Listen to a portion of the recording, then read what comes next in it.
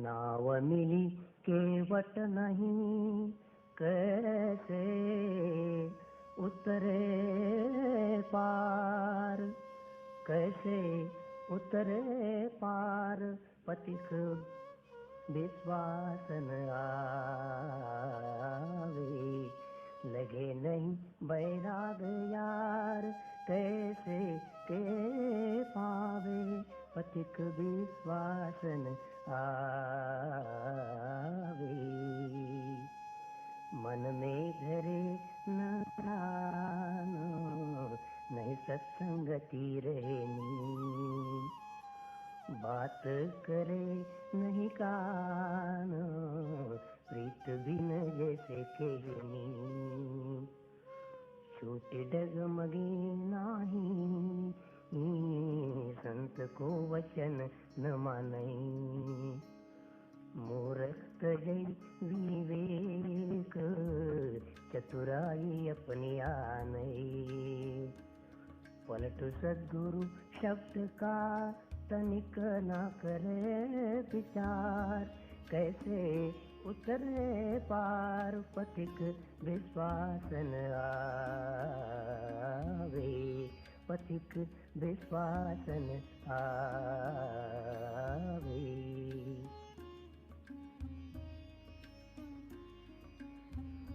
साहिब वही फकीर है, जो कोई पहुँचा होय, जो कोई पहुँचा होय, जो कोई पहुँचा होय। नूर का छत्र विराजे, सपर तखत पर बैठी, तूर अठ पहरा बाजे। तंबू है आसमान, जमी का पर बिछाया, सीमा किया छिड़काव, खुशी का मुश्किल गाया। नाम खजाना भरा, जिक्र का ले जा चलता, साहिब चौकीदार, देखी इब्लिस हूँ डरता। पलटू दुनिया दीन में, उनसे बड़ा न कोय। पलटू दुनिया दीन में, उनसे बड़ा न कोय। साहिब वही फकीर है, जो कोई पहुँचा होय, जो कोई पहुँचा होय।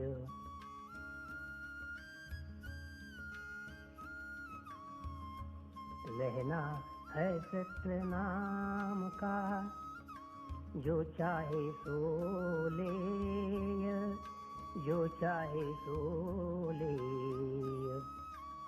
जो चाहे सो ले।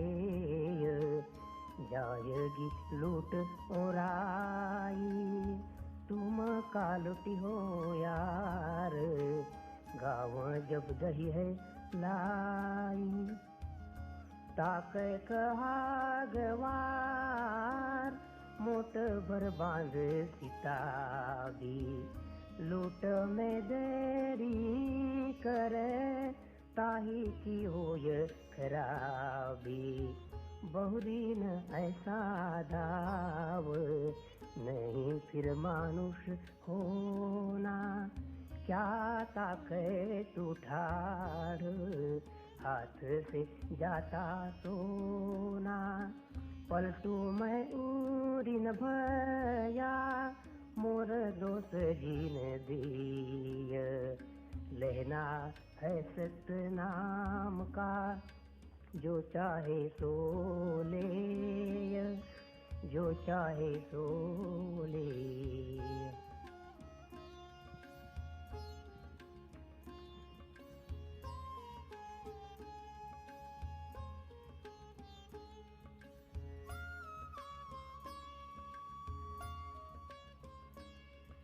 अजहू चेत गंवार, ना समझ अब भी चेत। ऐसे भी बहुत देर हो गई, जितनी न होनी थी ऐसे भी उतनी देर हो गई। फिर भी सुबह का भूला सांझ सर आ जाए तो भूला नहीं। अजहू चेत गंवार, अब भी जाग, अब भी होश तो संभाल।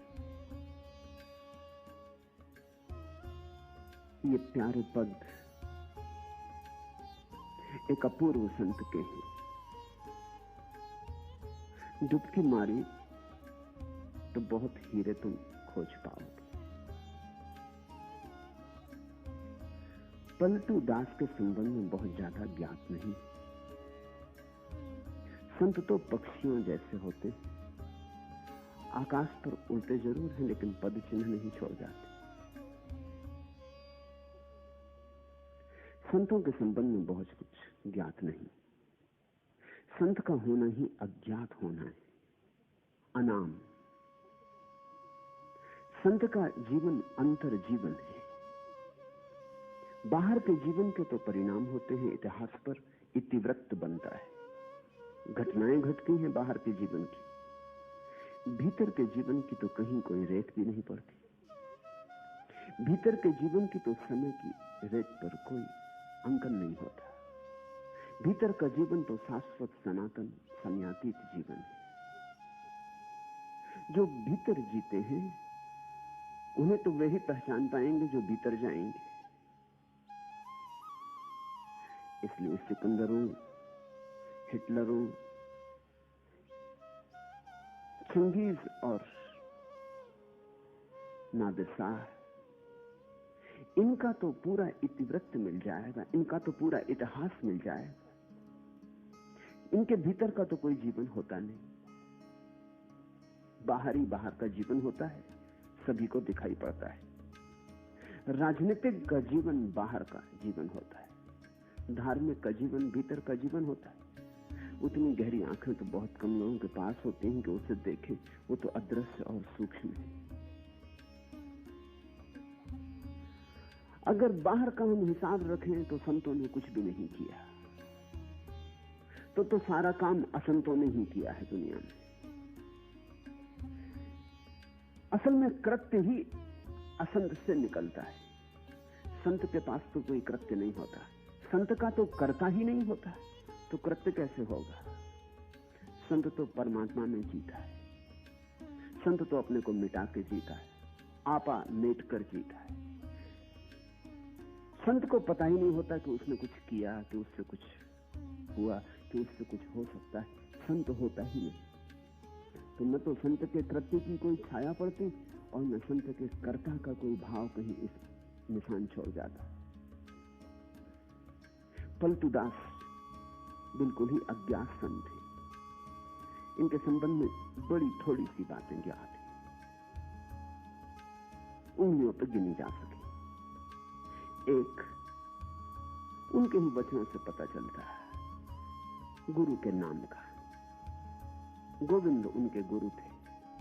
गोविंद संत भीखा के शिष्य थे, एक परम संत के शिष्य थे, और गोविंद उनके गुरु थे। संतों ने अपने बाबत चाहे कुछ भी ना कहा हो, लेकिन गुरु का स्मरण किया है, जरूर किया है। अपने को तो मिटा डाला है, लेकिन गुरु में हो गए। अपने को पहुंच डाला, सब तरह से अपने को समाप्त कर लिया। उसी समाप्ति में गुरु से तो संबंध जुड़ता है। और परमात्मा की याद की है, लेकिन गुरु की याद को नहीं भूले, क्योंकि परमात्मा से जिसने जुड़ाया उसे कैसे भूल जाएंगे। तो गोविंद उनके गुरु थे, ये बात ज्ञात है। दूसरी बात जो उनके पदों से ज्ञात होती है वो कि वे वणिक थे, वैश्य थे, बनिया थे। वह भी इसलिए ज्ञात होती है कि वैश्य की भाषा का उपयोग किया। जैसे कबीर जुलाहे थे, तो कबीर के पदों में जुलाहे की भाषा का उपयोग है, स्वाभाविक। झिमी झिमी बीनी रे चदरिया। अब ये कोई दूसरा नहीं लिखेगा जिसमें चदरिया कभी बीनी ही ना हो। ये दूसरा नहीं लिख सकता। गोरा कुम्हार लिखेगा तो वो मटके बनाने की बात लिखता है। ऐसे इनके पदों में इनके वणिक होने का प्रमाण मिलता है। बड़ी मस्ती की बात कही, कहा कि मैं राम का मोदी, राम का बनिया हूं, राम को बेचता हूं, छोटी मोटी दुकान नहीं करता। सुनो ये अद्भुत वचन, कौन करे बनियाई, अब मोरे कौन करे बनियाई, त्रिकुटी में है भरती मेरी, सुखमन में है गादी। 10वें द्वारे कोठी मेरी, बैठा पुरुष अनादि, इंगला पिंगला पलरा दूनो, लागी सूरत की ज्योति, सत्य शब्द की डांडी पकड़ो, तौलों भर भर मोती, चांद सूरज दो करें रखवारी, लगी सत्य की ढेरी, तुरिया चढ़ के बेचन लागा ऐसी साहिबी मेरी, सतगुरु साहब किया सिफारस, मिली राम मुदियाई, पलटू के घर नौबत बाजत, नीति उठ होत सबाई। सतगुरु साहब किया कि सिफारिश, तो गुरु ने सिफारिश कर दी परमात्मा से, लिख दी चिट्ठी मेरे नाम। उनकी बिना सिफारिश के तो कुछ होता नहीं। अपने से तो मैं पहुंच नहीं सकता था, वो तो उनकी सिफारिश से पहुंच गया, नहीं तो कहां मुझे पता परमात्मा का। सतगुरु साहब किया सिफारिश, मिली राम मोदी आई, खुद सिफारिश की, तब से राम का मोदी हो गया, राम का बनिया हो गया, तब से राम को ही बेचता हूं। और ये सारे शब्द तुरिया चढ़ के बेचन लागा। 4 अवस्थाएं हैं चेतना की, जागृत, स्वप्न, सुसुप्ति और तुरिया। कहते पलटू के तीनों को पार कर गया, तुरिया चढ़ के बेचन लागा ऐसी साहिबी मेरी। अब मैं तुरिया ही बेचता हूं, अब तो मेरे पास कुछ है भी नहीं। मेरी मस्ती देखो, मेरी साहिबी देखो, मेरा धन देखो, मैं तुरिया बेचता हूं। चांद सूरज दो कर रखवारी, लगी सत्य की ढेरी, सत्य शब्द की डांडी पकड़ो, तोलो भर भर मोती। अब और तो कुछ बचा नहीं, मोती ही लुटा रहा हूं। मगर ये भाषा वैश्य की है। कौन करे बनियाई, अब मोरे कौन करे बनियाई, त्रिकुटी में है भरती मेरी, सुखमन में है गादी। अति महासूक्ष्म में गादी जमा के बैठ गया और त्रिकुटी में मेरा धन है। अब तीसरा नेत्र खुला है, वहां मेरी असली संपदा है। 10वें द्वारे कोठी मेरी। 9 द्वार से हम परिचित हैं। ये जो 9 छेद हैं शरीर में, ये 9 द्वार कहते हैं संत। आंख, कान, नाक, ये जो 9 छेद हैं शरीर में, एक 10वां छेद भी है, उसमें सरक गए तो परमात्मा में पहुंच गए। वो दिखाई नहीं पड़ता, वो तुम्हारे अंतरतम में, वो परम क्षेत्र, उसको 10वां द्वार कहा है। 10वें द्वारे कोठी मेरी, बैठा पुरुष अनादि, इंगला पिंगला पलरा दूनो, लागी सूरत की ज्योति। इंगला पिंगला को कहते हैं 2 पलड़े मेरे तराजू के। सत्य शब्द की डांडी पकड़ो, और उन दोनों के बीच में सत्य की डांडी है, सत्य का संतुलन है। ये जो भाषा है ये वणिक की है। इस संबंध में एक बात ख्याल रख लेना, जो तुम्हें याद दिला देनी जरूरी है, कि तुम कहीं भी हो वहीं से परमात्मा का रास्ता है। अगर बनिए हो तो वहां से भी रास्ता है, तो राम के मोदी हो जाओ। कोई ऐसा नहीं है कि ब्राह्मण का ही ब्रह्म पर दावा है, कुछ ऐसा भी नहीं है कि क्षत्रियों का ही दावा है। ब्राह्मण भी सत्य को उपलब्ध हुए, क्षत्रिय भी, वणिक भी, शूद्र भी। प्रत्येक जीवन के ढंग की अपनी सुविधा है, अपनी असुविधा है। ब्राह्मण को एक सुविधा, और ध्यान रखना जब मैं इन शब्दों का उपयोग कर रहा हूं तो मेरा मतलब जन्म जात नहीं। जन्म से कोई ब्राह्मण नहीं होता और जन्म से कोई शूद्र नहीं होता, जन्म से इसका क्या संबंध। लेकिन वृत्ति से ब्राह्मण होते हैं, वृत्ति से शूद्र होते हैं, वृत्ति से क्षत्रिय होते हैं। वृत्ति की बात है, ये व्यक्तित्व की बात है। ये जो 4 वर्ण हैं, ये जो 4 रंग हैं, वर्ण का अर्थ होता है रंग।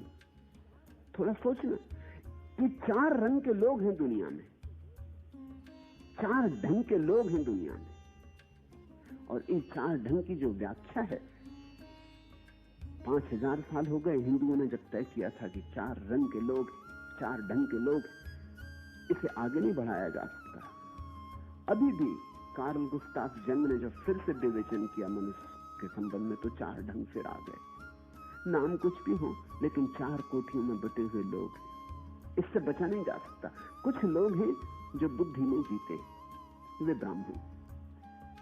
कुछ लोग हैं जो भुजाओं में जीते। कुछ लोग हैं जिनकी सारी खोज विचार की है, वे ब्राह्मण। कुछ लोग हैं जिनकी खोज शक्ति की है, शक्ति के पूजक, वे क्षत्रिय। कुछ लोग हैं जिनकी खोज महत्वाकांक्षा, प्रतिष्ठा, धन, इस बात की है, वे लोग वैश्य। कुछ लोग हैं जिनकी कोई खोज ही नहीं, जो ऐसे ही जीते जैसे एक लकड़ी का टुकड़ा नदी में बहता चला जाए, न कहीं जाना है, न कहीं पहुंचना, न कोई मंजिल है, न कोई गंतव्य है, न कोई बड़ी भविष्य की महत्वाकांक्षा है। ऐसे व्यक्ति शूद्र, वे कुछ भी छोटा मोटा करके गुजार लेते। जिंदगी गुजारनी है, जिंदगी से कुछ बनाना नहीं। ये 4 वृत्तियां हैं। प्रत्येक वृत्ति का लाभ है और प्रत्येक व्यक्ति की हानि भी है। जैसे कि जो आदमी बुद्धि में जीता है, अगर उसका ठीक उपयोग कर ले तो बुद्धि ही निखरते निखरते चैतन्य बन जाती, होश, जागरूकता, सुरति बन जाती। तो ब्राह्मण को एक लाभ है कि वो अपनी बुद्धि को किसी भी दूसरे वर्ण की बजाय, क्षत्रिय, शूद्र, वैश्य की बजाय ज्यादा आसानी से ध्यान में लगा सकता है। ये तो लाभ है, लेकिन खतरा भी है। खतरा ये है, इतनी ही आसानी से वो अपनी बुद्धि को पांडित्य इकट्ठा करने में भी लगा सकता है। प्रत्येक लाभ अपने साथ छाया की तरह अपनी हानि लाता है। तो जितनी सुविधा है ब्राह्मण को, उतनी ही असुविधा भी है। सुविधा यह है, अगर ठीक मार्ग पकड़ ले, स्मृति को भरने में न लग जाए, बोध को जगाने में लग जाए, तो बुद्ध हो जाए। लेकिन अगर स्मृति को भरने में लग गया, जिसकी बहुत संभावना है, क्योंकि स्मृति को भरना ऐसे ही जैसे कोई ढलान की तरफ चले, उसमें मेहनत नहीं। और बोध को जगाना ऐसे है जैसे कोई पहाड़ की यात्रा करे, उसमें बड़ा श्रम। तो बहुत संभावना है 99 ब्राह्मण वृत्ति के लोग 100 में से 99 स्मृति को भरने में लग जाएंगे, पंडित हो जाएंगे। इसलिए ब्राह्मण पंडित होकर समाप्त हो जाते। कभी कभी कोई 100 में 1 प्रज्ञावान होता है। ऐसी ही क्षत्रिय की वृत्ति है। क्षत्रिय की वृत्ति के आदमी को एक लाभ है, उसके पास संकल्प का बल है, जूझ सकता है, जुझारू है, लड़ सकता है। दूसरे से लड़ना हो तो दूसरे से भी लड़ सकता है, और अपने से लड़ना हो तो अपने से भी लड़ सकता है। लड़ने की उसके पास कला है। लड़ेगा तो फिर वो संकोच नहीं करता। जान लेने में भी उतना ही कुशल है, उतना ही देने की तैयारी भी रखता है। जिसको लेनी हो जान, उसे देने की तैयारी भी रखनी पड़ती है। तो अगर क्षत्रिय को ठीक राह मिल जाए तो वो तीर्थंकर हो जाएगा। जैनों के 24 ही तीर्थंकर क्षत्रिय, हिंदुओं के सारे अवतार क्षत्रिय, बुद्ध क्षत्रिय, जुझारू लोग। तलवार दूसरे पे चलती रही, चलते चलते एक दिन समझ आ गई तो अपने पे चलने लगी। जिस दिन अपने पे चलने लगी, उस दिन अहंकार काट के गिरा दिया। काटने की कला तो आती ही थी। ब्राह्मण है याज्ञवल्क्य और अष्टावक्र और शंकराचार्य। ठीक चले कोई तो शंकर हो जाए, चूके तो पंडित हो जाए। ऐसी ही वैश्य की संभावना है। धन की उसे पकड़ है। 100 में 99 मौके पर तो वो धन को ही इकट्ठा करेगा और धन को ही इकट्ठा करके मर जाएगा। और लोग कहते हैं मर के फिर सांप हो जाएगा और धन पर कुंडली मार के बैठ जाएगा। मर के भी वो धन की ही रक्षा करेगा। लेकिन अगर परम धन की याद आ जाए वैश्य को, तो धन का खोजी है। धन पे सब लगा देता है, दांव सब लगा देता है। एक दफा परम धन की उसे याद आ जाए, कि उसे ये समझ में आ जाए कि धन मेरे भीतर है, बाहर नहीं, तो फिर वैसे जितनी सुविधा से भीतर जा सकता है उतनी सुविधा से कौन जाएगा। ऐसी ही बात शूद्र की भी है। 100 में 99 मौके पर तो शूद्र बस ऐसे ही इधर उधर छोटा मोटा काम करके जिंदगी समाप्त कर लेगा, खा पी लेगा, बस ओढ़ना बिछोना हो जाए, घर पे छप्पर हो जाए, खाना पीना हो जाए, फिर उसकी ज्यादा फिक्र नहीं। साधारणता, खाओ पियो मौज करो, न कोई जिंदगी में पाना है कुछ, न कहीं जाना है कुछ, जीवन में कोई अर्थ की तलाश नहीं। ऐसे समाप्त हो जाएंगे 100 में 99। लेकिन अगर ठीक दिशा लग जाए तो 100 में 1 लाओत्सु बन सकता है। वो 100 में 1 जो है, जो अगर इस बात को समझ ले कि जीवन में सच में ही कोई आकांक्षा नहीं, कुछ भी पाना नहीं, परम विश्राम में बैठ जाए, तो शूद्र जितनी आसानी से परम विश्राम में बैठ सकता है उतना कोई नहीं बैठ सकता। छतरी के भीतर कुछ ना कुछ चलते ही रहता, ब्राह्मण के सिर में कुछ ना कुछ चलता रहता, बनिए के हृदय में सुगबुगी लगी रहती, धन धन पद प्रतिष्ठा, यहां भी मिले वहां भी मिले, परलोक में भी मिले, वो इंतजाम ही करता रहता। शूद्र को एक लाभ है, उसको बहुत फिक्र नहीं, न धन की, न पद की, न शक्ति की, न ज्ञान की, क्योंकि ये कोई फिक्र नहीं है। उसकी वासना न्यून मात्र है, अति न्यून है, गिराने में देर न लगेगी। तो शूद्र जैसे गोरा या वैदास परम ज्ञान को उपलब्ध हुए।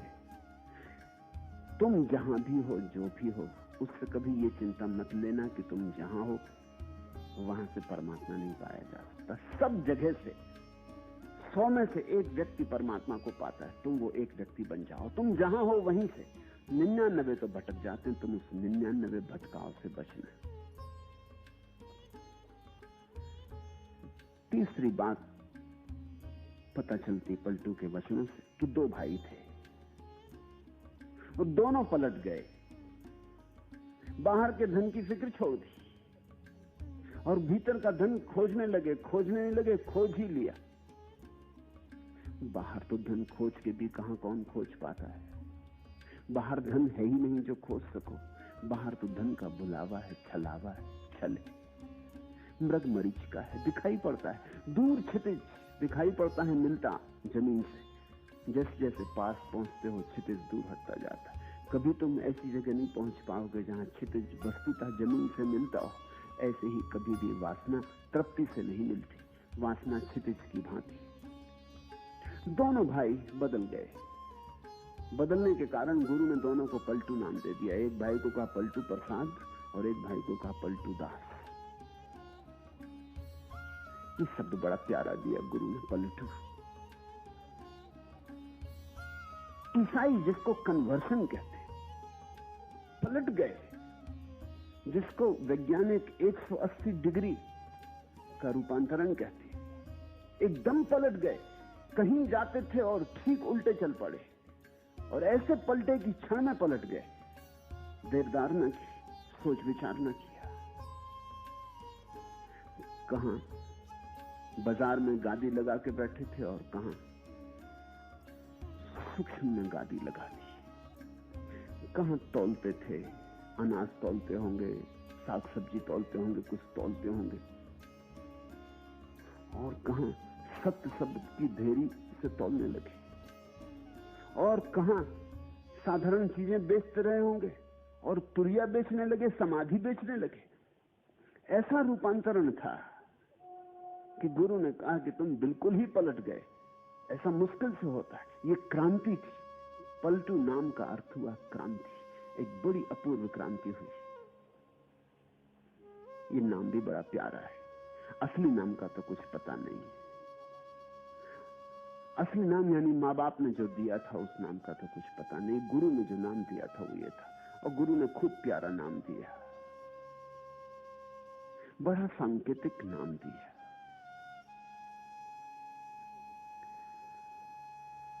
दो दो चार चार पैसे के लिए दुकान करते रहे होंगे, और जब पलट गए तो ऐसी क्रांति घटी। पंडित पुरोहित तो बहुत नाराज हुए। पंडित पुरोहित सदा ही नाराज रहे इस तरह पलट जाने वाले लोगों से, क्योंकि इस तरह पलट जाने वाले लोग उनके धंधे पर ही चोट करने लगते। अब जो तुरिया बेचता हो बाजार में, समाधि बेचने लगे, वो पंडित पुरोहित तो उससे परेशान हो जाएंगे। उनके पास तो समाधि का धन नहीं है बेचने को, वो तो कोरे उधार बासे शब्द बेच रहे हैं।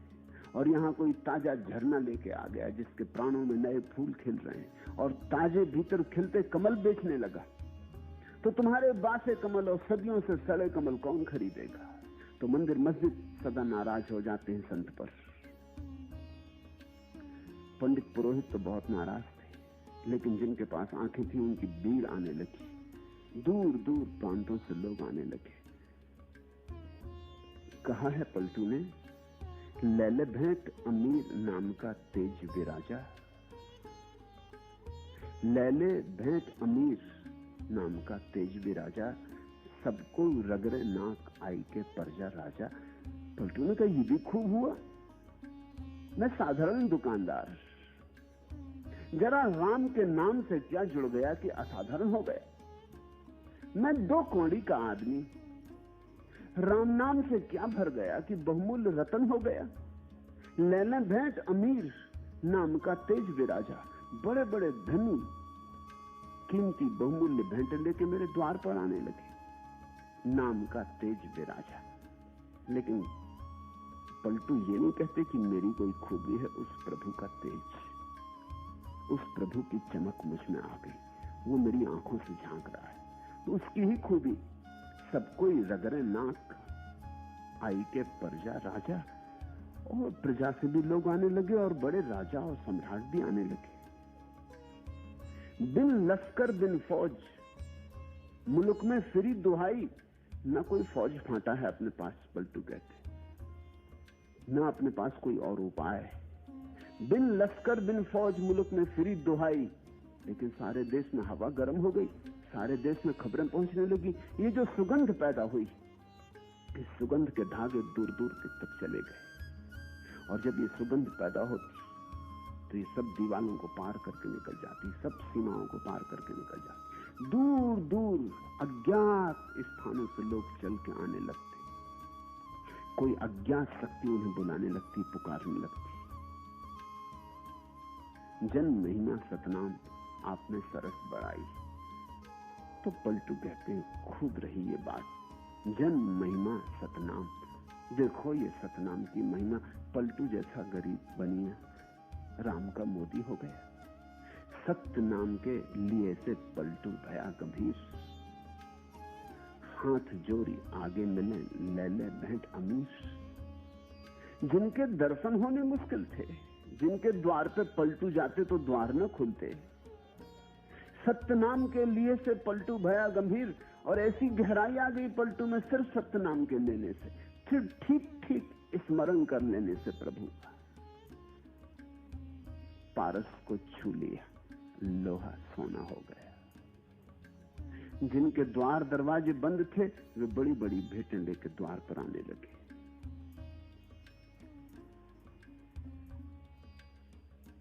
उनके भाई पलटू प्रसाद ने पलटू के संबंध में कुछ वचन लिखे। नंगा जलालपुर जन्म भयो है, बसे अवध के खोर, कहे पलटू प्रसाद हो, भयो जगत में शोर। गरीब गांव में पैदा हुए थे, नाम ही था नंगा जलालपुर। तुम सोच ही सकते हो, नंगा जलालपुर गरीबों का गांव होगा, बिल्कुल नंगों का गांव होगा। नंगा जलालपुर जन्म भयो है, अत्यंत गरीब घर में पैदा हुए, बसे अवध के खोर, फिर जाकर अयोध्या में बस गए। ये बड़ा प्रतीकात्मक है। पैदा हुए गरीब से गांव में, फिर राम की नगरी अयोध्या में बस गए। ग्रस्त पैदा हुए थे, फिर संन्यास्त हो गए।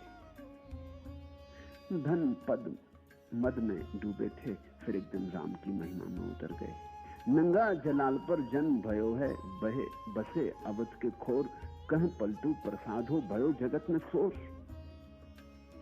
4 बरन को मैटी के भक्ति चलाई मूल, सब मिटा डाला, ब्राह्मण क्षत्रिय वैश्य शूद्र चारों वर्ण मिटाती है, भक्ति में सब मिट जाते। सन्यासी का कोई वर्ण नहीं होता। सन्यासी रंगों के पार हो जाता, डंगों के पार हो जाता। सन्यासी परमात्मा का हो जाता। परमात्मा का तो कोई वर्ण नहीं, इसलिए सन्यासी का भी कोई वर्ण नहीं होता। ग्रस्त के वर्ण होते हैं क्योंकि ग्रस्त के ढंग होते हैं, ग्रस्त संसार में होता है। चार वर्ण को मेट के भक्ति चलाई मूल, गुरु गोविंद के बाग में पलटू फोले फूल। वो जो गोविंद का बाग था, गुरु गोविंद के बाग में पलटू फोले फूल, और ये पलटू नाम का फूल गुरु के बगीचे में खिला। सहज जलालपुर मून मुड़ाया, अवध टूटी कर धनिया। सहज करें व्यापार, घटई में पलटू निर्गुण बनिया। सहज जलालपुर मून मुड़ाया। सहज शब्द पर ध्यान देना। संतों की सारी प्रक्रिया सहज, चेष्टा से नहीं, बोध से, समझ से। जिस दिन बात समझ में आ गई उस दिन सिर मुंडा लिया, सन्यासी हो गए। ऐसे पलटे, क्षण में पलटे। सहज जलालपुर मून मुड़ाया। इसमें कोई आयोजना नहीं थी, कोई बहुत दिन सोच विचार नहीं किया था, कुछ हिसाब किताब नहीं बांधा था कि पुण्य लाभ होगा, स्वर्ग जाएंगे, परलोक मिलेगा, कुछ नहीं था। बात दिखाई पड़ गई कि संसार में कुछ भी नहीं। प्रतीक रूप सिर मुंडा लिया, तो जलालपुर में ही सिर मुंडा लिया, बाजार में ही सिर मुंडाना पड़ता है। अवध टूटी करधनिया, और फिर अवध पहुंच के वो जो जनेऊ पहने हुए थे करधनिया, वो भी तोड़ के गिरा दिया। जब राम के नगर पहुंच गए, वहां कैसा वर्ण, फिर कैसा व्रत, फिर कौन हिंदू कौन मुसलमान, फिर कैसा जनेऊ, फिर सारे नियम तोड़ के गिरा दिए। नियम मात्र से मुक्त हो गए, अब व्रती हो गए। अवध टूटी करधनिया। और ध्यान रखना, राम की अयोध्या में उन्हीं का प्रवेश जो न हिंदू हो, न मुसलमान हो, न ब्राह्मण हो, न शूद्र हो। उन्हीं का प्रवेश है जो वर्ण को छोड़ दे। उन्हीं का प्रवेश है जो सारे नियम इत्यादि जो समाज और जीवन के लिए जरूरी है उनके पार हो जाएं, अतिक्रमण करें, वे ही अयोध्या में प्रविष्ट होते हैं। सहज करें व्यापार, घटई में पलटू निर्गुण बनिया। अब तो बाहर का कोई व्यापार रहा नहीं, अब तो भीतर का ही व्यापार बचा। सहज करें व्यापार घटई में, अब तो भीतर ही भीतर चलना, सब लेना भी देना भी, ग्राहक भी भीतर, दुकानदार भी भीतर। सहज करें व्यापार घटई में पलटू निर्गुण बनिया। थे तो बनिया, अब निर्गुण हो गए, अब निराकार हो गए।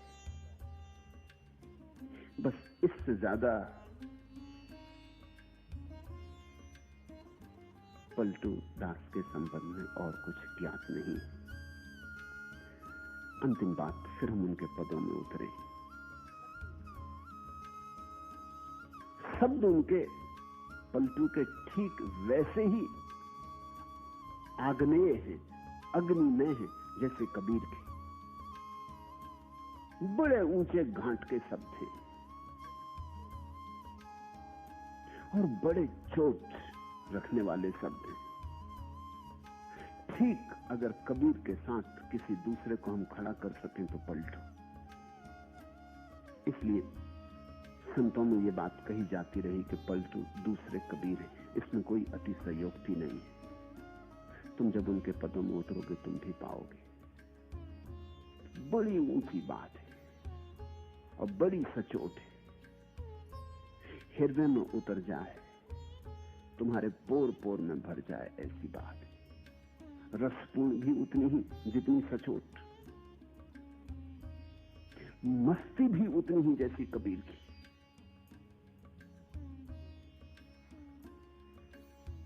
एक एक शब्द से खूब शराब झरती, डुबकी लेना।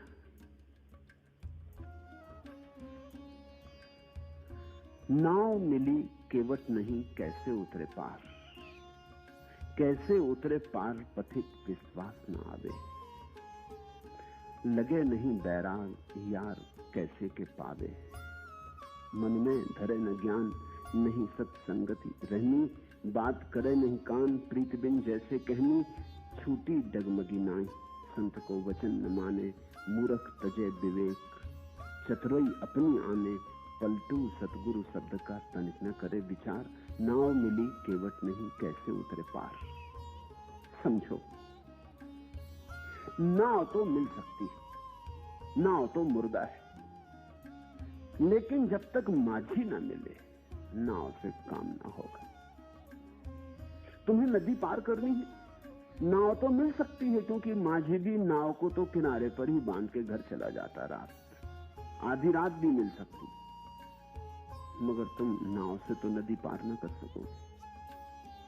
माझी चाहिए, केवट चाहिए। शास्त्र नाव जैसे मुर्दा, सदगुरु के बिना उनका अर्थ प्रकट नहीं होता।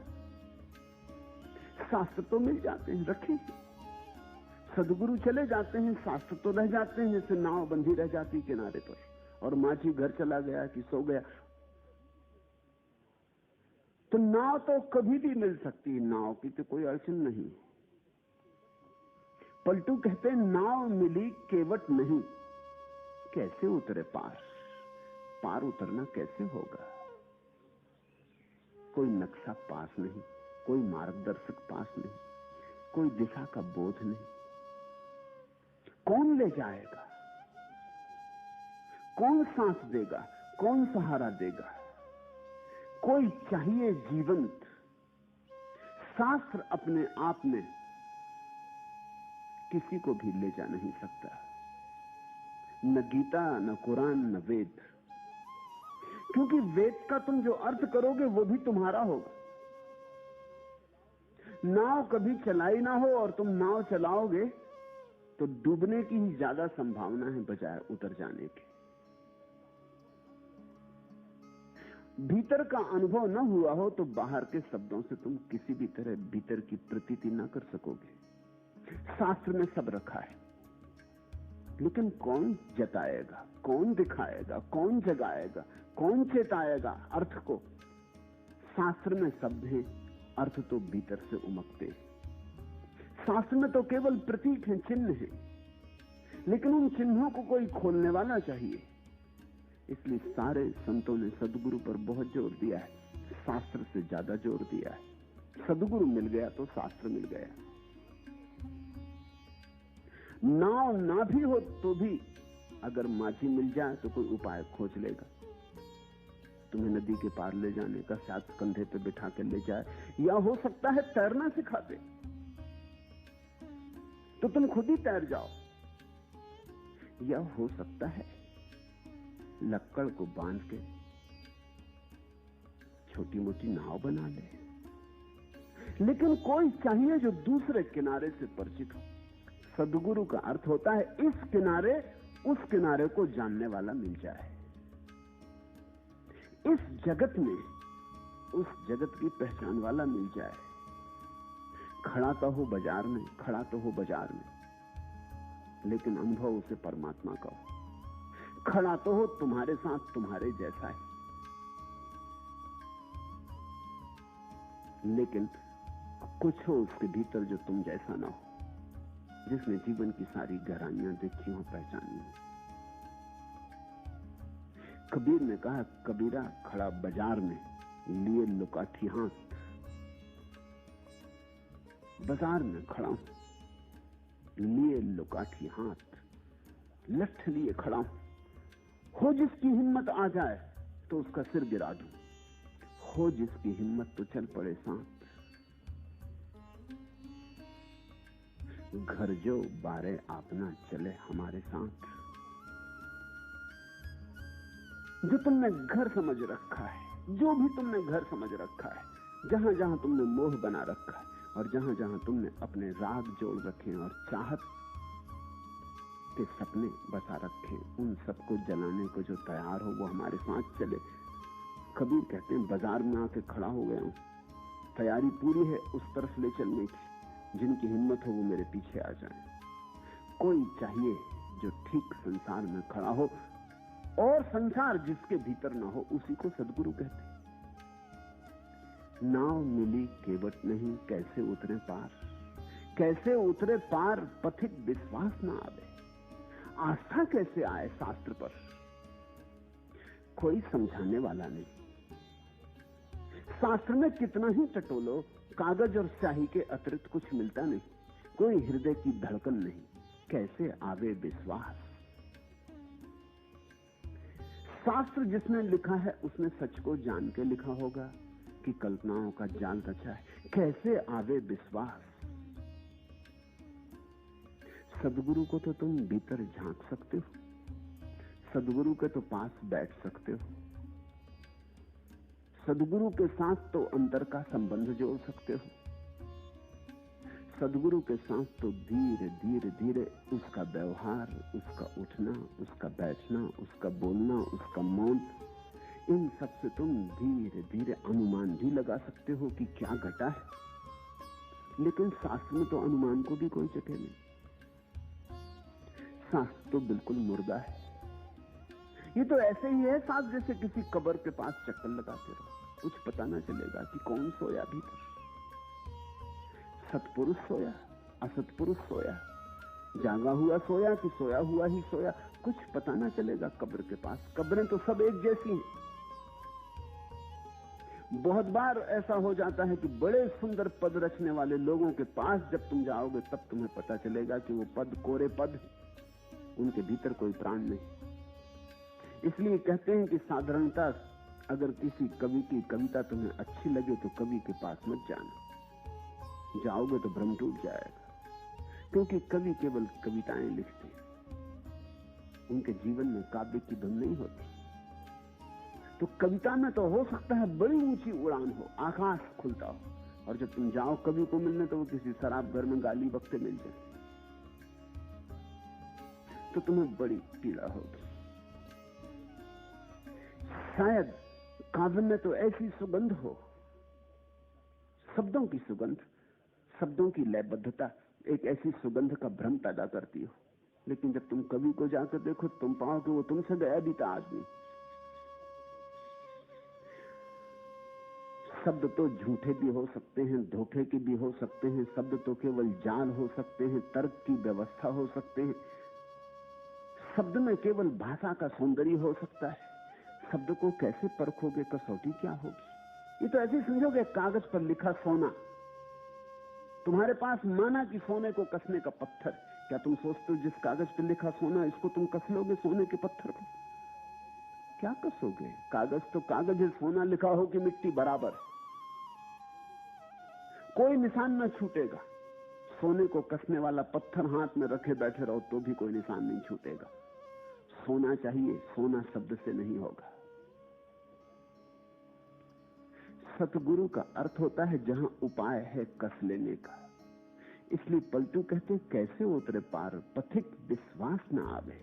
ये नाव तो बंधी है लेकिन ये ले जाएगी कि डुबाएगी?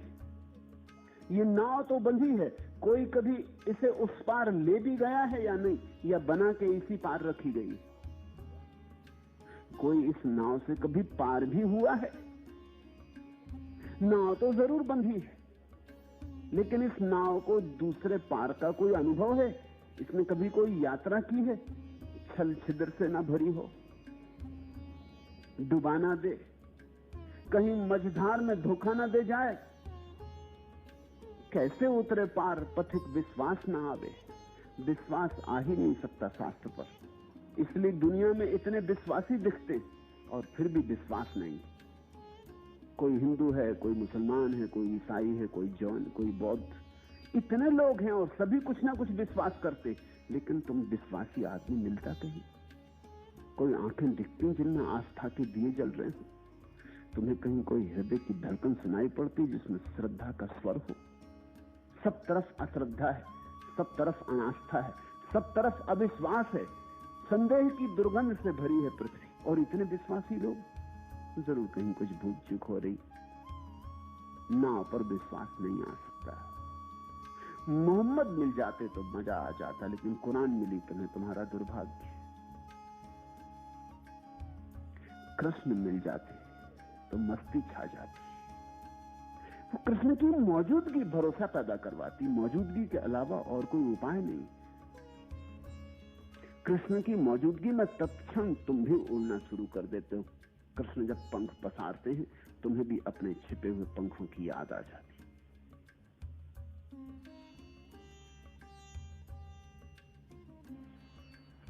कृष्ण का एक एक शब्द तुम्हारे हृदय में सोई हुई आत्मा को जगाने लगता है। जागृत शब्द ही जगा सकता है। कृष्ण मिलते तो सौभाग्य, लेकिन तुम गीता लिए बैठे हो। तुम तोतों की तरह गीता कंठस्थ कर लोगे, दोहराते रहोगे, दोहराते दोहराते मर जाओगे। नाव बंधी रहेगी, तुम नाव की पूजा करते करते मर जाओगे, लेकिन पूजा करने से कोई उस पार नहीं जाता। नाव में यात्रा करनी होती। लोग शास्त्रों की पूजा कर रहे हैं, बड़ा निर्वचन होता शास्त्रों का, व्याख्या होती शास्त्रों की, लेकिन जो उस पार न गया हो उसके निर्वचन का भी कोई मूल्य नहीं है, उसकी व्याख्या का भी कोई मूल्य नहीं है। पंडित सहयोगी नहीं हो सकता, केवल ज्ञानी ही सहयोगी हो सकता है, और बिना विश्वास के तो कुछ भी नहीं होता। ये तो यात्रा ही निसंदिग्ध मन से हो तो ही होती। संदेह तो ऐसा ही जैसे नाव में छेद हो, छेद दिखाई पड़ रहा है, नाव में तुम कैसे बैठोगे? नाव में पानी भरा जा रहा है, बंधी बंधाई नाव में पानी भरा जा रहा है, तुम कैसे बैठोगे? आस्था तो होनी चाहिए साफ कि नाव डूबेगी नहीं। जब तुम नाविक को नाव में देखते हो, उसकी मजबूत कलाइयों को देखते हो, उसके हाथ में पतवार देखते हो, उसके हाथ में पतवार के गट्ठे देखते हो, उसके चेहरे पर हजार हजार सूरज की धूप निकली, नाव इस पार से उस पार होती रही। जब तुम्हें ये सारी बात दिखाई पड़ जाती कि कोई मल्लाह मौजूद है, कोई नाविक मौजूद है, कोई केवट मौजूद है, आस्था पैदा होगी। तब फिर नाव में अगर छेद हो तो भी फिक्र नहीं, ये मल्लाह उसकी भी चिंता कर लेगा। फिर तुम्हें दूसरे किनारे का भरोसा दिलाने के लिए झूठी बातों की जरूरत नहीं। इसकी आंख पर्याप्त, तुम उसकी आंख में झांकोगे तुम्हें दूसरा किनारा दिखाई पड़ जाएगा। इसके हृदय की धड़कन काफी है। तुम जरा पास बैठ के इसकी धड़कन का गीत सुनोगे तो आस्था पैदा हो जाएगी। इसलिए बुद्ध के पास या नानक के पास या कबीर के पास या पलटू के पास आस्था का जन्म होता है। आस्था सदा जीवंत व्यक्ति के पास ही जगती है। बुझे दियों से तुम अपने बुझे दिए को जलाओगे भी तो कैसे जलाओगे? कोई जला दिया चाहिए, उसके पास जाओगे तो ज्योति एक झपट में तुम्हारी बुझी बाती को पकड़ लेगी। नाव मिली केवट नहीं, कैसे उतरे पार, कैसे उतरे पार पथिक विश्वास न आवे, लगे नहीं बैराग यार कैसे को पावे। ये जो वैराग्य है, ये जब तक कोई प्यारा न मिल जाए, कोई यार न मिल जाए, जिसको बुद्ध ने कल्याण मित्र कहा है उसी को पलटू यार कह रहे हैं। जब तक कोई यार न मिल जाए, जब तक तुम उसकी यारी में डुबकी ना लो, जब तक कोई कल्याण मित्र न मिल जाए, जब तक कोई प्रेमी न मिल जाए, गुरु यानी प्रेमी। परमात्मा का तो तुम्हें पता नहीं, परमात्मा तो बहुत दूर का किनारा है। लेकिन परमात्मा में होकर कोई आया हो, ऐसा जब तक यार ना मिल जाए, लागे नहीं बैराग यार कैसे के पावे, तब तक वैराग्य का रंग नहीं लगता। तब तक तुम बातें वैराग्य की करते रहो, तब तक सन्यास का रंग नहीं लगता। जो खुद रंगा हो वही तुम्हें रंग सकेगा, जो खुद डूबा हो वही तुम्हें डुबा सकेगा। शराबी के पास बैठोगे तो उसके मुंह से शराब की गंध आती, पक्का पता हो जाता है। फिर उसकी मस्ती दिखाई पड़ती, उसके पैर डोलते मालूम पड़ते, कहीं रखता पैर और कहीं पड़ते। शराब के लिए कोई प्रमाण पत्र थोड़ी खोजने पड़ते हैं, शराबी की चाल बता देती है कि प्रमाण पत्र है।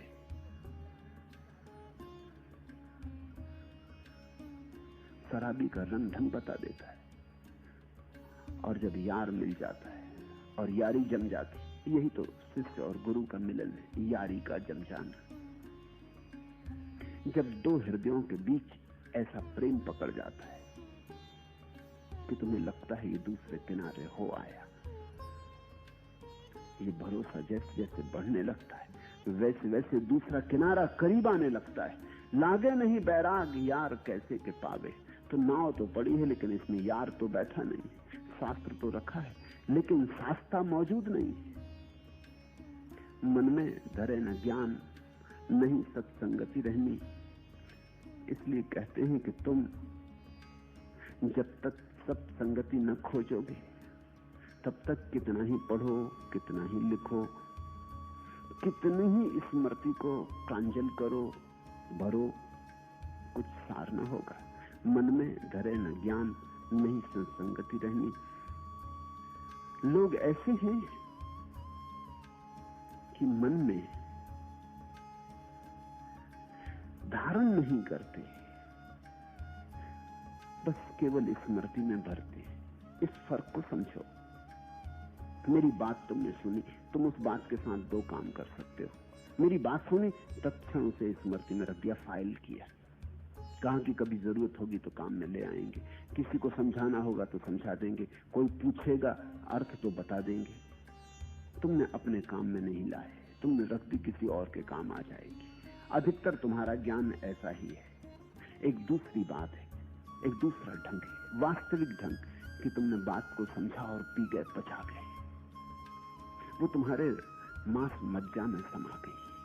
तुमने स्मृति ना बनाई, तुमने उसका जीवन बना लिया। मन में धरे न ज्ञान। अधिक लोग ऐसे हैं कि मन में ज्ञान को इस तरह पचाते नहीं, बस पंडित रह जाते हैं। पंडित अपच। पंडित का अर्थ होता है जिसने खाया तो लेकिन पचाया नहीं, जिसने भोजन तो कर लिया लेकिन मांस मज्जा न बनी। इससे बीमारी पैदा होगी, इससे वमन होगा, इससे दस्त आएंगे, इससे शरीर स्वस्थ नहीं होगा, इससे शरीर को नुकसान पहुंचने वाला है। और जैसे शरीर का भोजन है ऐसे ही आत्मा का भोजन है ज्ञान। पचाओ। मन में धरे न ज्ञान नहीं सत्संगति रहनी। और जब तक तुम सत्संगति में न जाओगे तब तक तुम समझ ही ना पाओगे कि ये दो चीजें हैं, मन में धरना, पचाना या स्मृति में रखना। शास्त्र केवल स्मृति में रखा जा सकता है, सद्गुरु ही केवल मन में धारा जा सकता है। शास्त्र तो केवल तुम्हारी जानकारी बनेगी, तुम्हें पता हो जाता है वेद क्या कहते हैं ईश्वर के संबंध में, मगर ईश्वर क्या है, उपनिषद क्या कहते हैं ईश्वर के संबंध में। लेकिन संबंध में जान लेना, ईश्वर को जान लेना तो नहीं। ईश्वर को जानना तो बात और है। बिना प्रेम किए तुम प्रेम के संबंध में बहुत कुछ जान ले सकते हो। पुस्तकालयों में किताबें प्रेम पर लिखी रखी, तुम जाके सब अध्ययन कर लो। तुमने कभी प्रेम नहीं किया, प्रेम के संबंध में तो जान लोगे, लेकिन इससे क्या तुम्हें प्रेम का जरा सा भी रस आएगा? प्रेम के अमृत की एक बूंद भी तुम्हारी जीभ पर पड़ेगी, स्वाद आएगा? नहीं, तुम पंडित हो जाओगे। चाहो तो थीसिस लिखो, कोई यूनिवर्सिटी तुम्हें डॉक्टरेट दे देगी, यूनिवर्सिटी यही काम करती है। तुम बड़े ज्ञानी हो जाओगे, शास्त्र लिख सकते हो। ये तुम्हारा शास्त्र वमन होगा। पहले तुम शास्त्र को पी गए, पचा नहीं, अब उसका वमन कर दिया, दूसरों की खोपड़ी पर डाल दिया। लेकिन सद्गुरु के बिना दूसरी घटना नहीं घटती। दूसरी घटना का अर्थ है जब तुम किसी के साथ अपने जीवन का धागा जोड़ देते हो, जब तुम किसी के साथ अपनी गांठ बांध लेते हो। जैसे विवाह, जैसे किसी के साथ फेरे पड़ गए, इसलिए तो यार कहते पलटू। ये प्रेम का विवाह है। शिष्य विवाहित हो गया गुरु से, अब दोनों एक हो गए, रच पच गए, तभी पाचन शुरू होता है। मन में धरे न ज्ञान नहीं सत्संगति रहनी। सत्संगति के बिना नहीं हो पाएगा, मन में ज्ञान नहीं प्रविष्ट होगा। बात करे नहीं कान प्रीत बिन जैसी कहनी। और तुम तो ऐसे हो कि सुनते भी हो तो भी कहां सुनते हो, पढ़ते भी हो तो कहां पढ़ते हो। पहले तो शास्त्र मुर्दा, मुर्दे को तो पढ़ रहे हो और फिर भी कहां पढ़ते हो। पढ़ना भी ऐसे ही है, मन हजार काम और करता है। एक तो पंडित को सुनने जाते, और उसको भी कहां सुनते हो? तो पहले तो पंडित सुनते तो भी शायद ही कोई लाभ होना था, फिर उसको भी कहां सुनते हो? पंडित बोले जाता, तुम कुछ कुछ सोचे जाते। ये तो तभी हो पाएगा, ये सुनना तो तभी हो पाएगा जब मन का राग बैठ जाए, जब मन एक प्रेम में पड़ जाए। प्रेम के अतिरिक्त कोई श्रवण नहीं है। तो यारी पहले बननी चाहिए, प्रेम पहले बनना चाहिए, तब ज्ञान। प्रेम के पीछे आता ज्ञान। और जिसने सोचा कि ज्ञान के पीछे प्रेम आएगा, वो भूल में पड़ा। उसने बैल पीछे बांध दिए गाड़ी के, ये गाड़ी अब कहीं जाएगी नहीं। प्रेम पहले आता, भाव पहले आता, हृदय पहले आता, तब सिर। जिसने सोचा कि पहले सिर फिर हृदय को ले आएंगे, वो कभी भी नहीं ला पाएगा, क्योंकि सिर तो हृदय के खिलाफ है और हृदय को कभी उमंगने ना देगा। सिर तो संदेह है और हृदय है आस्था, श्रद्धा। तो सिर तो हजार उपाय करेगा संदेह खड़े करने की। सिर में तो संदेह ही लगता है, सिर से कभी श्रद्धा नहीं होती। श्रद्धा हृदय से होती। सरल चित्तता चाहिए, विनम्रता चाहिए, अकड़ का अभाव चाहिए, प्रेम में पड़ने की हिम्मत चाहिए। बात करे नहीं कान प्रीत बिन जैसे कहनी, बिना प्रेम के सब कहना व्यर्थ है, सब सुनना व्यर्थ है।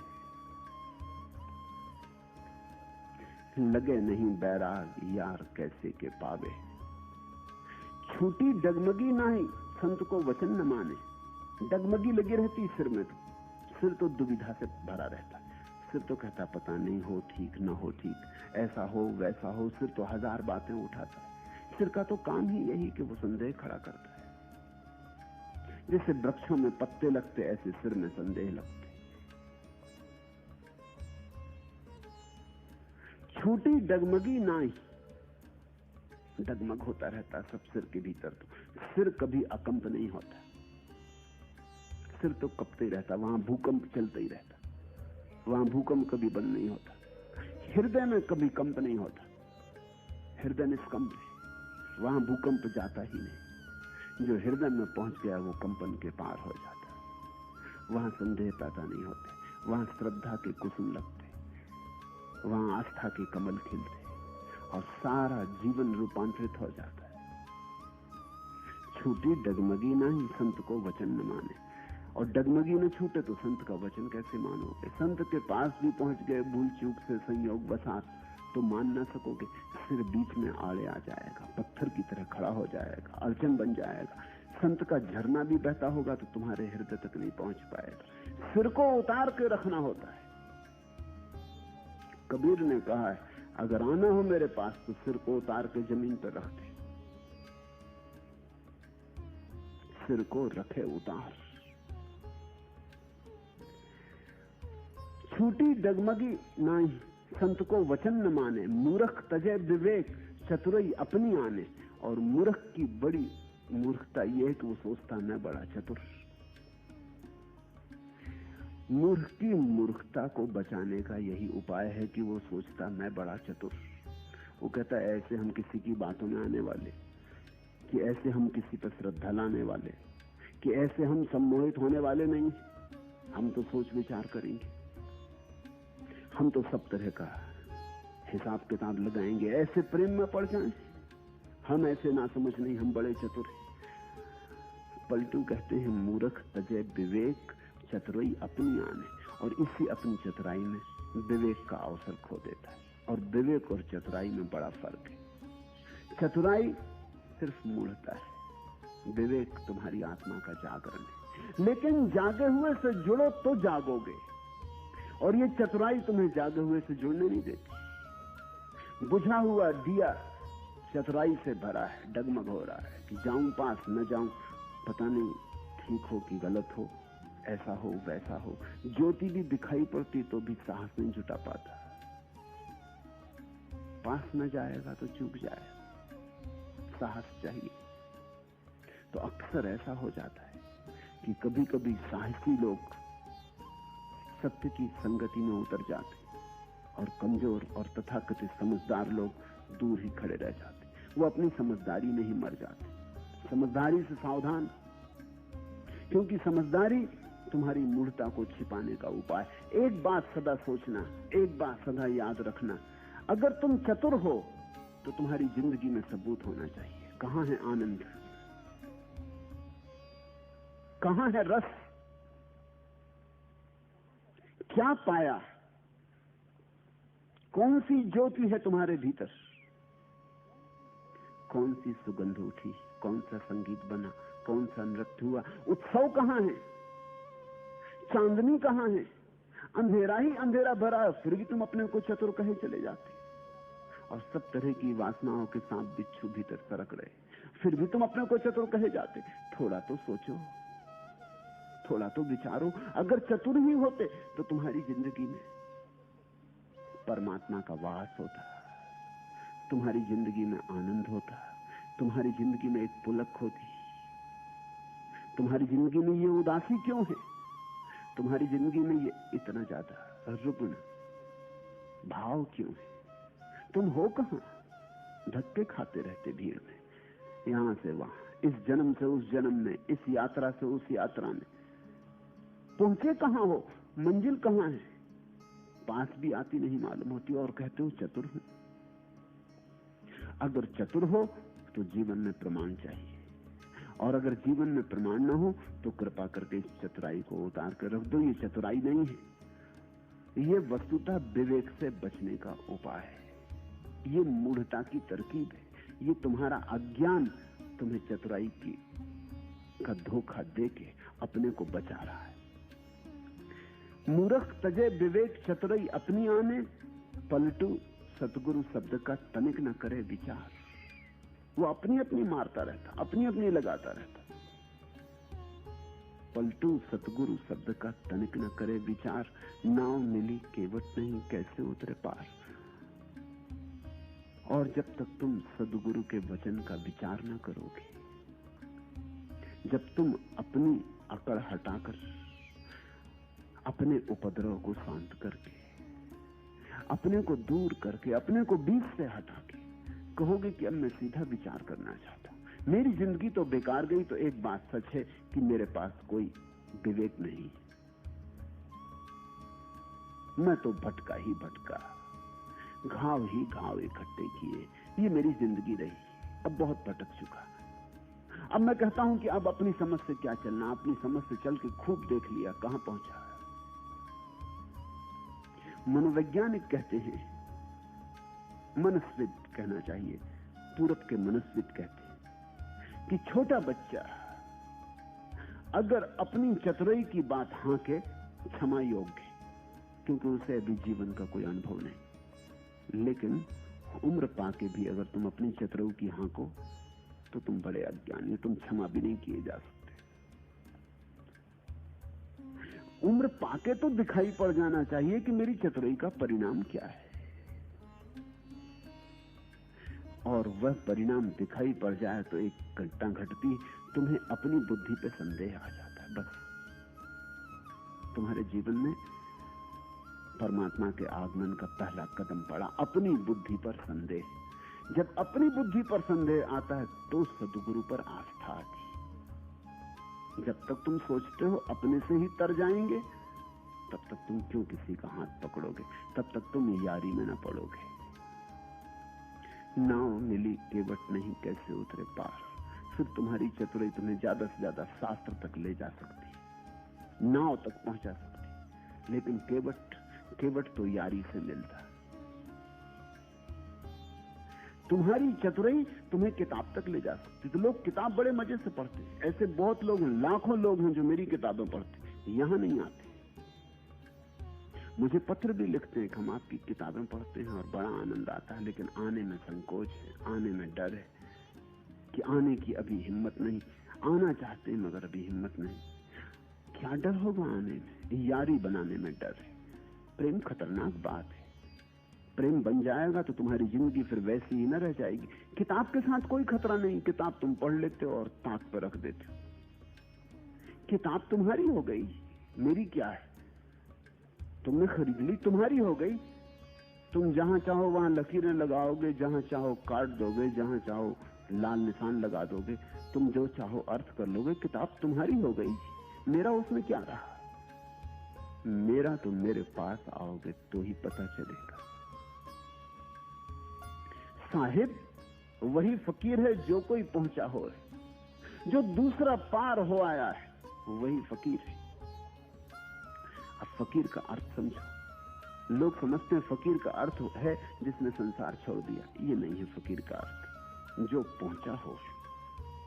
संसार छोड़ देने से क्या होता है? ऐसे तो बहुत फकीर है जिनके पास कुछ नहीं था, वो भी छोड़ छाड़ कर फकीर हो गए। कुछ था ही नहीं, छोड़ने की कोई झंझट भी नहीं थी, और फकीर होने का मजा ले रहे हैं।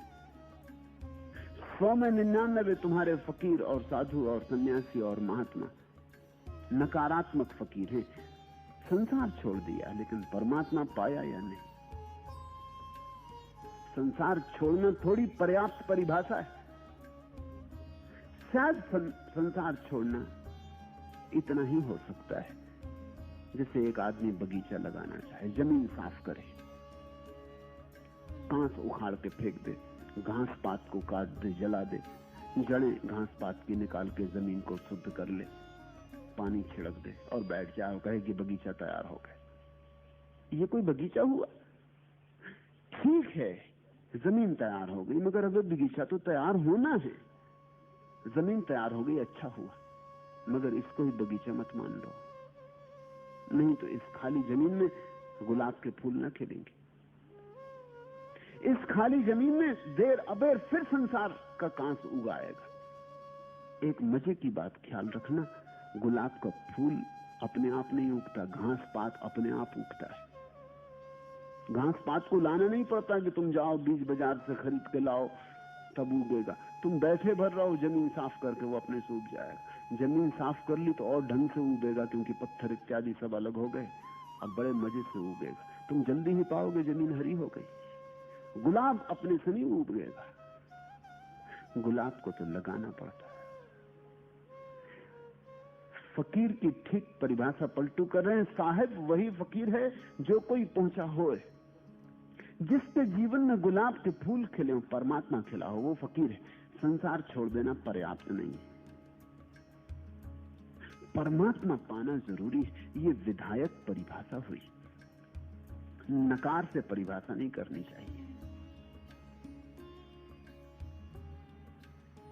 ऐसा समझो कि एक आदमी है, कोई पूछे कि आदमी आंख वाला है, इसकी क्या परिभाषा? तुम कह सकते हो क्योंकि ये अंधा नहीं है। ये तो ठीक बात हो गई कि जो अंधा नहीं वो आंख वाला होना चाहिए, लेकिन जो अंधा नहीं वो भी आंख बंद किए बैठा हो सकता है, आंख तो पट्टी बांधी हो सकती। जो अंधा नहीं है वो भी सोया हो सकता है, तो भी आंख वाला नहीं। आंख वाला तो वही है जिसे दिखाई पड़ता है, और कोई परिभाषा से काम ना चलेगा। अंधा नहीं है, इतनी नकारात्मक परिभाषा काफी नहीं। अंधा नहीं है ये तो ठीक है, काम चलाऊ परिभाषा हो गई। फकीर वह जिसने संसार छोड़ा, ये ऐसे ही है जैसे आंख वाला वह जो अंधा नहीं। आंख वाला वह जिसे दिखाई पड़ता है, जिसे दर्शन होता है। अंधा नहीं होने से क्या होता है? आंख रहते भी आदमी आंख बंद किए बैठे रहते तो भी दिखाई नहीं पड़ेगा। संसार छोड़ दिया ये तो ठीक है, लेकिन परमात्मा दिखाई पड़ा या नहीं, असली बात तो वहां तय हो गई। साहिब वही फकीर है जो कोई पहुंचा होए, जो कोई पहुंचा हो नूर का छत्र विराजे, जिसके चारों तरफ परमात्मा की रोशनी हो, जिसकी रोशनी दूसरों को भी अनुभव हो, जिसके आसपास रोशनी का छत्र हो, आभा मंडल हो, जो ज्योति से जगमग हो, जिसके छोटे से दिए में सूरज उतरा हो। जो कोई पहुंचा हो नूर का छत्र विराजे, सबर तखत पर बैठे, तूर अठ पहरा बाजे, और जो संतोष के सिंहासन पर विराजमान हो। सबर, सब्र, संतोष, सबर तखत पर बैठे, जिसे तुम पाओ कि जो संतोष के तख्त पर बैठा, परितुष्ट, जिसे अब न कहीं जाना न कहीं कुछ पाना, पा लिया जो पाना था। परमात्मा पाने के बाद और क्या पाने को बचता है? तो जिसने परमात्मा पा लिया उसको कुछ पाने को नहीं बचता। पाने की दौड़ गई, आपाधापी समाप्त हुई, सबर तखत पर बैठ, तूर अठ पहरा बाजे, और जिसके पास आठों पहर संगीत का नाद हो रहा हो, निनाद बज रहा हो, उत्सव चल रहा हो, रस बह रहा हो, तूर अठ पहरा बाजे। जिसके पास अगर तुम चुप होकर बैठ जाओ तो तुम अपूर्व संगीत में डूबने लगो। जिसके पास अगर तुम शांत होकर बैठ जाओ तो डोलने लगो जैसे सांप डोलता है तुर ही को सुनकर। तूर अठ पहरा बाजे, सबर तखत पर बैठ। ये परिभाषा कर रहे हैं वो। कौन है केवट? किसको सदगुरु चुनोगे? देखना संतोष, जांचना संतोष से। बड़ी अद्भुत बात कह रहे हैं और बड़ी गहरी बात कह रहे हैं। कुछ और बात से तय नहीं होता। अगर तुम एक महात्मा के पास जाओ और तुम पाओ कि वो अभी भी खोज रहा है परमात्मा को, अभी भी साधना में लगा है, अभी भी योग प्राणायाम साध रहा है, अभी भी शीर्षासन सर्वांगासन कर रहा है, अभी भी ध्यान पूजा पाठ कर रहा है, तो समझना अभी सब्र तखत पर बैठा नहीं, अभी सब्र नहीं हुआ, अभी संतोष नहीं हुआ, अभी मिलना नहीं हुआ। परमात्मा से मिलने के बाद फिर शीर्षासन करोगे, परमात्मा की मजाक उड़ानी, उसके सामने सिर के बल खड़े हो कि परमात्मा से मिलने के बाद पूजा पाठ करोगे। अब क्या पूजा पाठ कि परमात्मा से मिलने के बाद मंदिर मस्जिद जाओगे। अब कैसा मंदिर, कैसी मस्जिद? अब तो सभी उसका हो गया। फकीर बायजीद के संबंध में कहा है कि वो रोज मस्जिद जाता था, वर्षों से जाता था, बीमार हो तो भी जाता था, कभी चूकता ही नहीं था, पांचों नमाज मस्जिद में करता था। लोग तो ये भूल ही गए थे कि बायजीद के बिना और मस्जिद हो सकती। गांव नहीं छोड़ता था, क्योंकि दूसरे गांव जाए मस्जिद ना हो, रास्ते में रुकना पड़े मस्जिद ना हो, तो गांव नहीं छोड़ता था। एक दिन मस्जिद नहीं आया। सुबह जो लोग मस्जिद पहुंचे नमाज पढ़ने, वो चौंके। उन्होंने कहा सिवाय इसके कि वो मर गया हो और तो कोई बात ही नहीं। जल्दी जल्दी नमाज पूरी करके भागे हुए बायजीद के घर पहुंचे। वो अपने बैठे झाड़ के नीचे एक तारा बजा रहे थे। उन्होंने पूछा, बायजीद क्या आप बुढ़ापे में दिमाग खराब हुआ? जिंदगी भर नमाज की, अब छोड़ते हो? बायजीद ने कहा, जब तक पाया नहीं। अब क्या खाक करें, अब क्या कहां जाएं? अब एक तारा बजाते। वो एक तारा प्रतीक है। तूर अठ पहरा बाजे।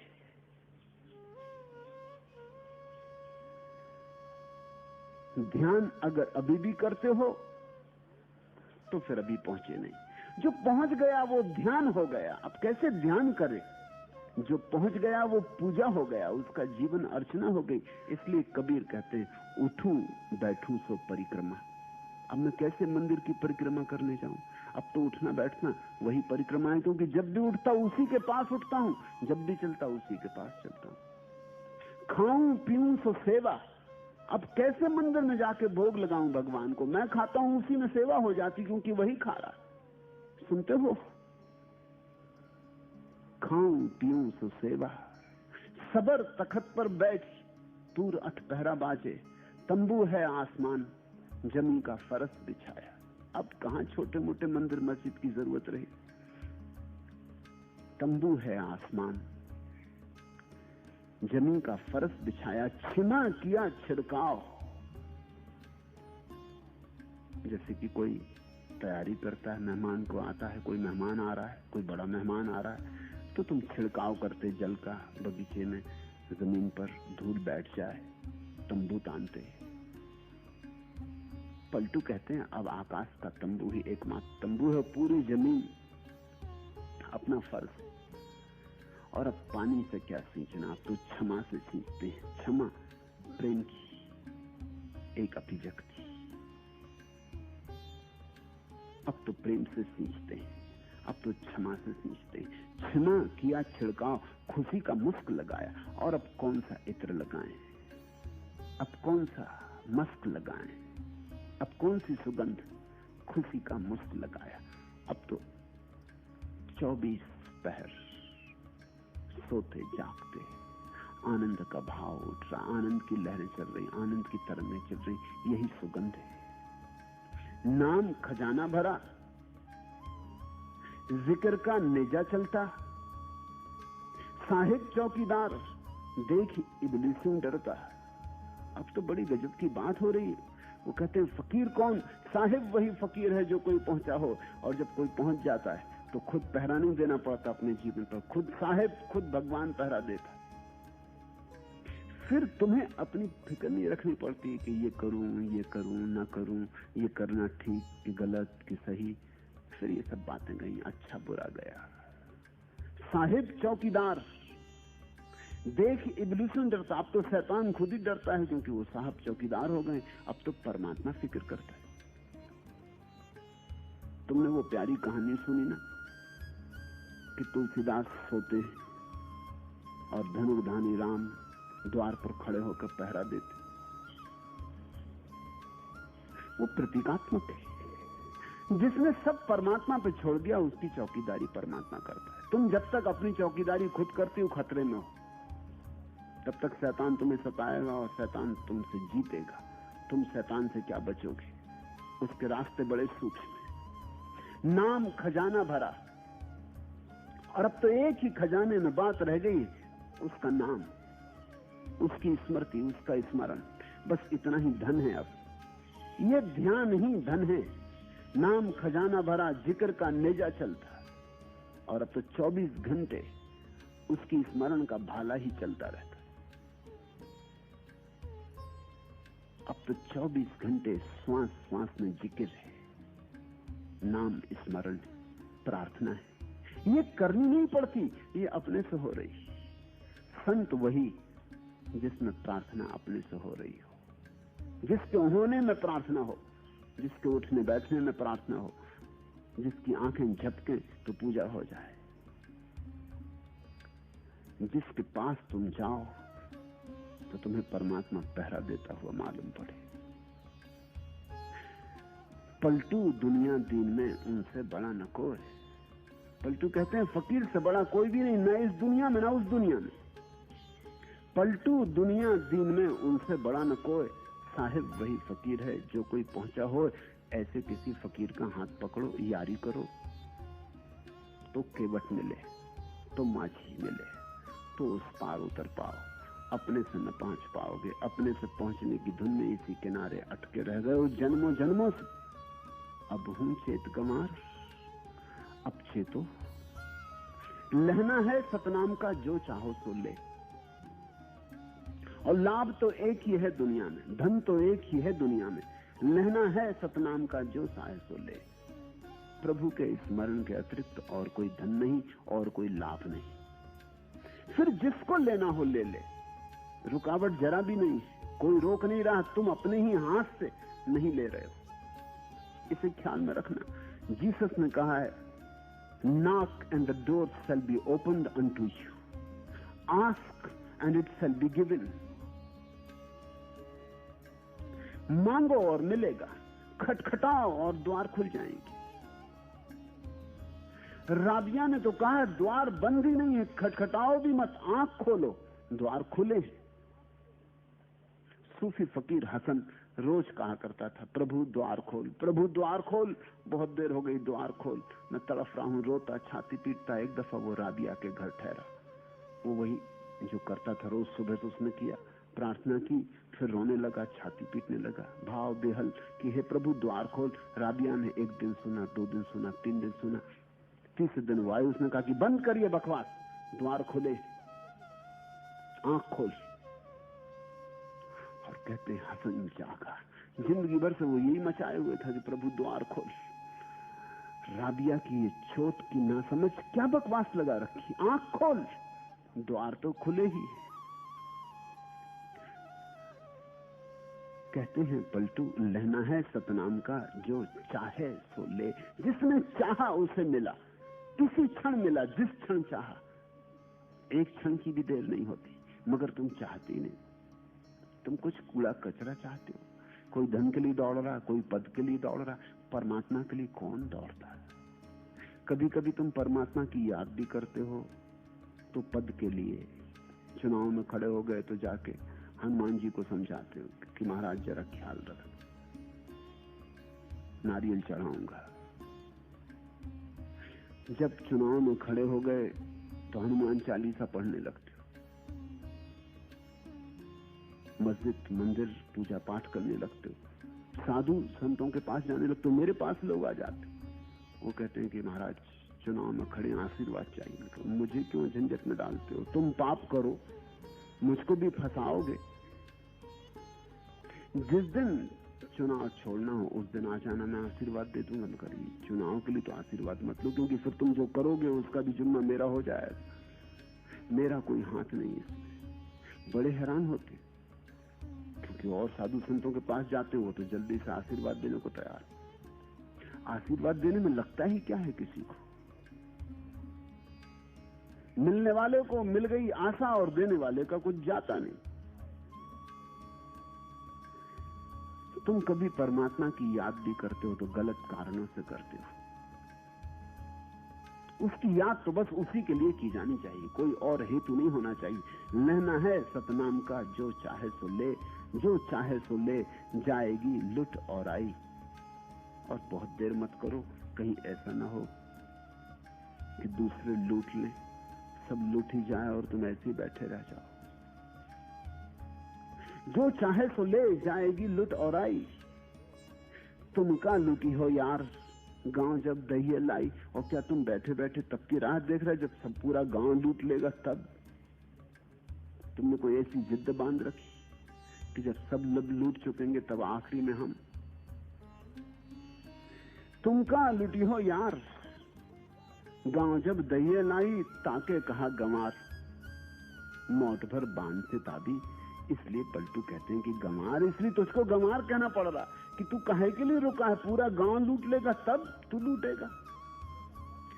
ताके कहा गंवार, इसलिए मजबूरी तुझे गंवार कहना पड़ रहा है कि देर मत कर, जल्दी से खोल अपनी गठरी और बांध ले, और जितना बांध सके बांध ले। ताके कहा गंवार, मोठ भर बांध से ताबी, जल्दी कर और जल्दी से अपनी गठरी बांध ले, अपने हृदय को भर ले परमात्मा से। किस प्रतीक्षा में रुका है? लूट में देरी करे ताही की होए खराबी। जो देर करेगा वो व्यर्थ ही दुख पाता है, क्योंकि जब तक तुमने नहीं लूटा परमात्मा को तब तक तुम दुख में रहोगे, नरक में रहोगे। लोग सोचते हैं नरक कहीं और है, तुम जहां हो ये नरक है। जब तक परमात्मा नहीं लूटा तब तक तुम नरक में हो।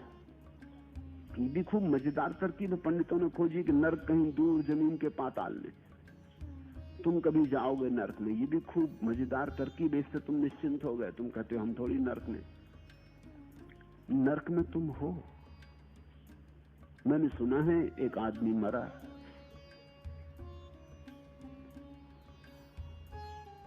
जब वो नरक पहुंचा तो बड़ा हैरान हुआ।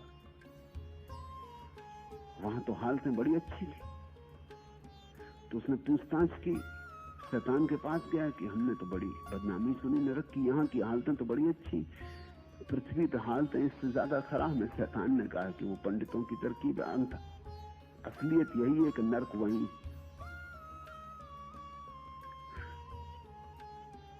तुम जरा देखो तो अपने चारों तरफ,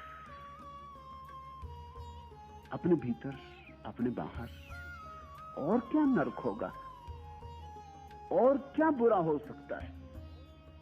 इससे ज्यादा और क्या पीड़ा हो सकती है जिसमें तुम गुजर रहे हो? जब तक परमात्मा नहीं तब तक नरक। इसलिए कहते हैं पलटू, लूट में देरी करे ताही की होई खराबी। ताके कहा गमार, मोट भर बांध से ताबी, जल्दी कर बांध ले अपनी गठरी। बहुरी न ऐसा दांव, नहीं फिर मानुष होना। क्योंकि हजारों हजारों जन्मों के बाद आदमी मनुष्य होता, 84 कोटियों के बाद आदमी मनुष्य होता, 84 करोड़ योनियों के बाद एक बार आदमी उस वर्तुल में आता है, उस जगह आता है जहां मनुष्य होता है। जिससे चाक घूमता है ना, जब पूरा चाक घूम जाता तब फिर आरा ऊपर आता है, फिर गया नीचे, तो फिर पूरा चाक घूमेगा तब ऊपर आएगा। पूरब के मनुष्यों ने संसार को गाड़ी के चाक की तरह देखा है। वो जो भारत के ध्वज पर चाक का निशान है, वो जिन्होंने चुन के रखा उनको शायद अंदाज भी ना हो कि वो किस लिए चाक का निशान है। वो बौद्ध चक्र है, वो अशोक ने अपने पत्थरों तो खुदवाया था। प्रतीक है वो संसार का कि यहां सब चीज घूम जाती, पूरा घूमना पड़ता, फिर एक दफा चूके ऊपर आके तो फिर पूरा चक्कर है, फिर पूरा चाक जब होगा तब फिर दोबारा लौटोगे, न मालूम कब दोबारा आदमी होगे। बहुरी न ऐसा दांव, फिर दोबारा दांव मिले न मिले, अवसर आए न आए या कब आए, बहुर न ऐसा दांव नहीं फिर मानुस होना। क्या ताके तू ठाड़, हाथ से जाता सोना, और तू खड़ा खड़ा क्या कर रहा है, क्या ताक रहा है, दिखाई गिर क्यों बना है, तमाशबीन क्यों बना है, लूट ले अजहू चेत गमार। बहुरी न ऐसा दांव नहीं फिर मानुस होना, क्या ताके तू ठाड़, हाथ से जाता सोना, पलटू मैं उरन भया। मोर दोस्त जिंदे, लहना है सतनाम का जो साहे सो ले। पलटू कहते हैं, और ख्याल रखना, मुझे जो कहना था मैंने कह दिया, मैं उऋण हुआ, मुझे मिल गया। इतना और ऋण बचा था। जिस व्यक्ति को भी मिलता है उस पे इतना ऋण बचता है कि वो दूसरों को भी कहते हैं। पलटू कहते हैं, मैंने अपनी गठरी भर ली, खूब दिल भर के भर ली, कुछ कमी नहीं छोड़ी, संतोष के तखत पे विराजमान हो गया हूं, दूर अठपहरा बाज है। इतना ऋण और बचा था कि तुमसे कह दूं कि कैसे मैंने लूटा, कैसे मैंने पाया, और कैसे पाके मैं धन्यभागी हुआ। पलटू मैं उरिन भया, अब मेरी झंझट मिटी, मुझसे मत कहना पीछे, मैंने ऋण चुका दिया। मोर दोस्त जिंदे, इसलिए मुझे कोई भूल के भी दोष ना दे पीछे, फिर मुझसे मत कहना कि पलटू तुम्हें मिल गया और हमको खबर ना दी। हम तुम्हारे पास ही थे, हमें बता तो देते कि खजाना इतने करीब है। तुमने खोद भी लिया, गठरी भी भर ली, बैठ भी गए सिंहासन पर, आनंद में मगन भी हो गए, और हम भटकते ही रहे और अंधेरे में टटोलते ही रहे। हमें खबर तो दे देते, पुकार तो दे देते, जरा हमें चेता तो देते, फिर मुझसे मत कहना, मुझे दोष मत देना। पलटू बड़ी प्यारी बात कह रहे। पलटू मैं उरन भया, मोर दोस्त जिंदे, लहना है सतनाम का जो चाहे सो ले।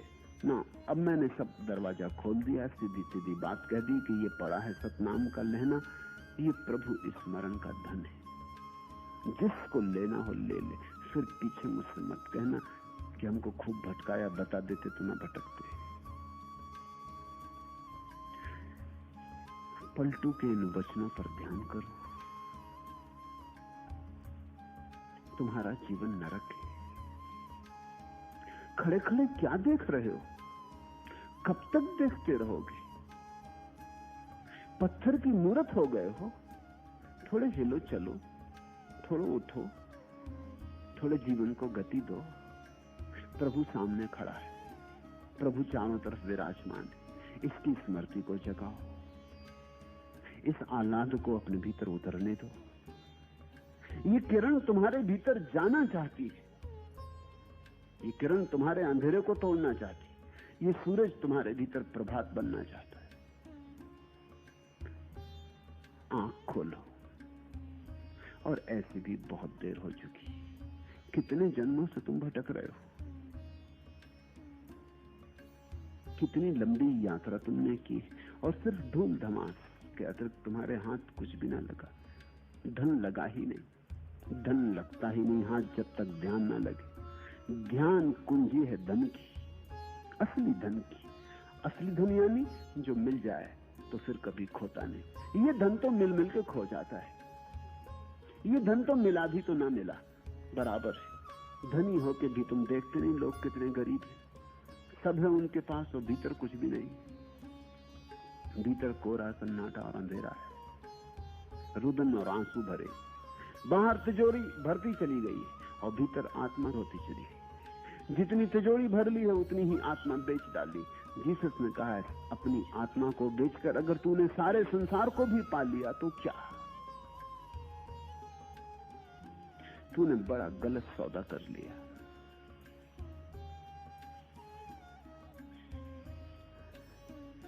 जागो, थोड़ा होश संभालो,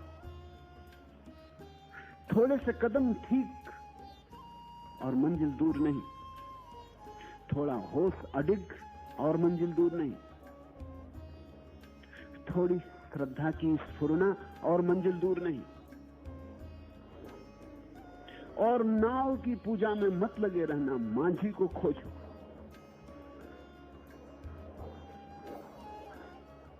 लहना है सतनाम का जो चाहे सो ले, न कोई रोक रहा है न कोई पहरा है, न कोई कीमत मांग रहा है, मुफ्त मिल रहा है, सब मुफ्त लूटा जा रहा परमात्मा। लहना है सतनाम का जो चाहे सो ले, जो चाहे सो ले, जाएगी लुट और आई। तुम का लुटी हो यार गांव जब दहिए लाई, ताके कहा गंवार मोट भर बांध सिताबी, लूट में देरी करे ताही की होए खराबी। बहुर न ऐसा दांव नहीं फिर मानो सोना, क्या ताके तू थाड़ हाथ से जाता सोना। पलटू मैं उरिन भया मोर दोस्त जिंदे, लहना है सतनाम का जो चाहे सो ले। आज इतना है।